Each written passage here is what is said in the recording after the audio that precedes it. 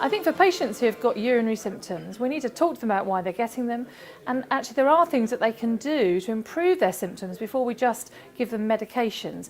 And some of those things are very simple, and we hear a lot about caffeine, and we're a big tea and coffee drinking nation. Just reducing your caffeine intake can reduce the number of times you pee. It doesn't happen immediately, so we need to set realistic expectations. Reducing the amount of fluid that you have in the evening before retiring, drying yourself out, making sure you empty your bladder before you go to bed at night. Simple strategies which can improve people's urinary symptoms without the need for medication, and particularly in an ageing population where actually multiple medicines end up with more side effects. So if we can treat and improve these symptoms without a medication, that's probably preferable.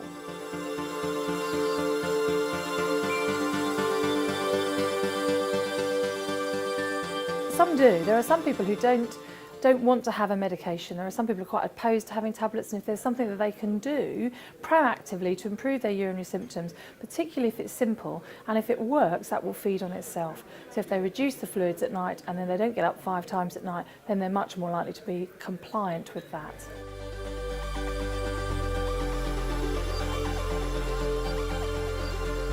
Urinary symptoms are very common. We know sort of a third of men over the age of 50 have urinary symptoms, and that's going to increase with age. And the older population are often on multiple medications. So if we can try and improve their compliance, that's great. There are these combination drugs now, so instead of having to take an extra 2 tablets a day, they can just take 1. And that in and of itself can be useful and improve compliance. We know people forget medications, and it's all about education so that patients know that there are some drugs, particularly the anticholinergic group of drugs, where they might not choose to take them every day because they do have side effects. But if they're going on a journey, if they're going to be in a work meeting and they don't want to be getting up 3 or 4 times in an hour to go for a pee, they can take these drugs, reduce their symptoms and improve their quality of life. So I think we need to work with patients, understand what the issues are for them, understand what bothers them the most, and then try and help them to address that.